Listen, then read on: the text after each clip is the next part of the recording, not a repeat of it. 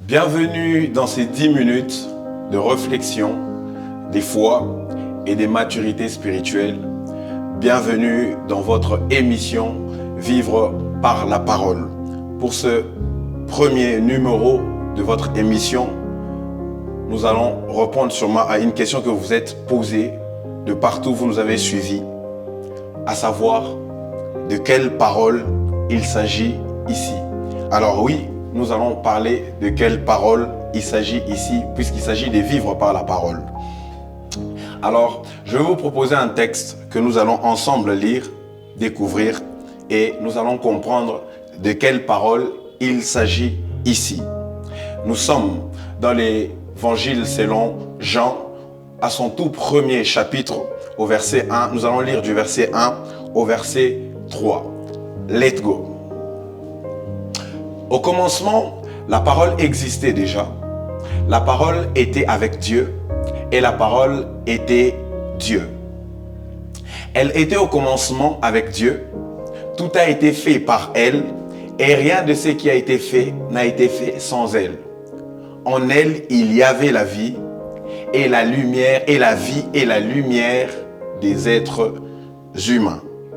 Alors, par ces affirmations, nous allons essayer de comprendre c'est quoi la parole dans ces contextes bien précis. Alors, avant tout, nous allons parler de 3 différentes manières dont la parole est définie dans l'Ancien Testament. Parce que vous êtes sans oublier que les théologiens et les philosophes ont diverses manières de définir la parole ou les termes parole. Alors, dans l'Ancien Testament, la parole est premièrement définie ou vue comme un agent créateur. Je vais vous donner un exemple. Nous sommes dans les psaumes 33 au verset 6 où la Bible dit « Les cieux ont été faits par la parole de l'Éternel et toute leur armée par le souffle de sa bouche. » Ici, on voit la parole qui est en train de créer. On voit la parole qui est un agent, qui est en action, en train de faire venir des choses nouvelles qui n'existent pas. Comme la Bible le dit, les cieux ont été faits par la parole. Alors, deuxièmement, la parole est vue ou définie comme une source de messages de Dieu à son peuple. Nous sommes dans les livres d'Exode 3, verset 7. La Bible dit, « Et l'Éternel dit, j'ai très bien vu l'affliction de mon peuple qui est en Égypte, et j'ai ouï les cris qu'ils ont jetés à cause de leurs exacteurs, car j'ai connu leur douleur. » Ici, nous voyons Moïse qui reçoit un message venant de Dieu. Dieu lui parle Dieu lui parle parce qu'il a entendu les cris de son peuple. Et Dieu lui parle pour lui donner un message à donner à son peuple afin de fortifier ces derniers. Ici, la parole est en train de jouer exactement ce rôle-là des messages qui viennent de Dieu pour son peuple. Et enfin, la parole est aussi vue comme sa norme de sainteté. Oui, sa norme de sainteté. Nous sommes dans les psaumes 119 au verset 11 où la Bible dit « Je serre ta parole dans mon cœur. » Dans d'autres versions, on dit « contre mon cœur, afin que je ne pêche point contre toi. » La parole ici est vue comme cette norme de sainteté, comme la norme de sainteté de Dieu qui permet à l'homme de ne point pécher contre Dieu aussi longtemps que cette parole, aussi longtemps que cette norme est serrée ou est contre le cœur, ne lui permettant pas de pécher contre Dieu. Ça, ce sont les 3 différentes manières dont la parole est vue ou définie dans l'Ancien Testament. Alors, selon les philosophes grecs ou selon la philosophie grecque, la parole est aussi définie comme étant les principes de la raison qui gouvernaient le monde. Le principe de la raison qui gouvernait le monde ou, dans d'autres termes, la pensée présente. La pensée présente dans l'esprit. Mais nous allons parler maintenant de ce qui nous concerne ici, le contexte dans lequel nous sommes. Ici, nous sommes dans les contextes hébraïques.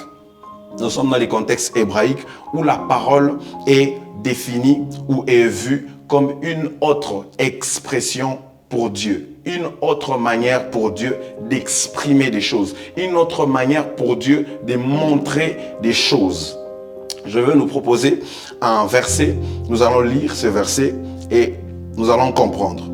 Nous sommes toujours dans le même chapitre, le chapitre 1 de Jean, au verset 14, il est écrit « Et la parole s'est faite homme, elle a habité parmi nous, pleine de grâce et de vérité. Et nous avons contemplé sa gloire comme celle du Fils unique venu du Père. » Cette affirmation que l'évangile selon Jean est en train de faire dans le 14e verset du premier chapitre est simplement magnifique. Elle nous ramène exactement dans les contextes hébraïques du terme la parole, comment le terme la parole est défini comme une autre expression pour Dieu. Alors, il s'est fait que l'humanité avait un besoin. L'humanité a ressenti un besoin. Alors, Dieu, comme un père d'amour, comme un père qui est tout le temps là, cherchant à répondre aux questions, aux besoins des hommes, alors il s'est exprimé autrement. Il s'est exprimé autrement. Comme dans l'Ancien Testament, ces trois définitions ont été données de la parole qui se montre comme un agent créateur, qui se montre comme un message de Dieu pour son peuple, mais qui se montre aussi comme la nature, comme la norme, comme la norme de sainteté de Dieu. Ici aussi, c'est ce que nous retrouvons. L'humanité qui exprimait un besoin, et Dieu ayant ressenti et ayant vu ces besoins de l'humanité, il exprime autrement, il s'exprime autrement. Dieu s'exprime autrement par sa parole, afin de donner une réponse. Dieu s'exprime autrement par sa parole, afin de donner une réponse aux questions des hommes. C'est en ce moment-là que la parole s'est faite homme. Elle s'est faite chair. Et elle a vécu parmi les hommes. Et les hommes l'ont même contemplé, ont contemplé sa gloire. Alors dans le même chapitre, nous restons dans le même chapitre, mais cette fois-ci nous descendons au verset 12 et le verset 13, où la Bible dit « Mais à tous ceux qui l'ont accepté, à ceux qui croient en son nom, elle a donné le droit de devenir enfants de Dieu, puisqu'ils sont nés, non du fait de la nature, ni par une volonté humaine, ni par la volonté d'un mari, mais qu'ils sont nés des dieux. » Le besoin de l'humanité exprimé. Et Dieu ayant vu ces besoins, un peu comme dans Exode, Dieu ayant entendu le cri de son peuple, le cri de détresse de son peuple. Alors il se dit, je vais donner ma parole. Mais comme dans comme dans la définition hébraïque, la parole est une autre expression pour Dieu. Alors Dieu s'est exprimé. Il a voulu s'exprimer et il s'est exprimé autrement. Il s'est exprimé autrement afin de répondre, afin de donner une réponse à l'humanité. Et cette expression, c'est quoi? C'est ce que Jean dit dans le verset 14. La parole s'est faite homme. Elle s'est faite homme. Pourquoi cette parole s'est faite homme? Pour se présenter devant les hommes, afin que les hommes puissent avoir accès à elle pour trouver solution. Oui, parce qu'il y avait un problème qui se posait. Un grave problème du salut, un grave problème de la vie dont nous allons parler dans notre prochain numéro. Et ce problème s'est posé. Alors il a fallu que Dieu propose une solution. Et il a proposé une solution par sa parole. C'est pour ça que le verset 12 dit « À tous ceux qui l'ont accepté et à ceux qui ont cru en son nom. » Accepter qui ou accepter quoi? Croire en qui ou en quoi? À tous ceux qui ont accepté la parole. À tous ceux qui ont accepté la parole et à tous ceux qui ont cru au nom de la parole, qui est Jésus-Christ, le nom de la parole, elle leur a donné le droit, quoi? La parole leur a donné le droit de devenir enfants des dieux, qui sont nés ni de la volonté humaine, ni de la volonté de la nature, encore moins de la volonté d'un mari, mais qui sont nés des dieux, totalement et dépendants des dieux.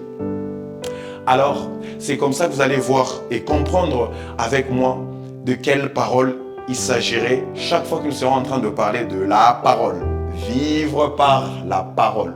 Chaque fois que nous serons en train de dire vivre par la parole, en d'autres termes, nous serons en train de dire vivre par une autre expression pour Dieu.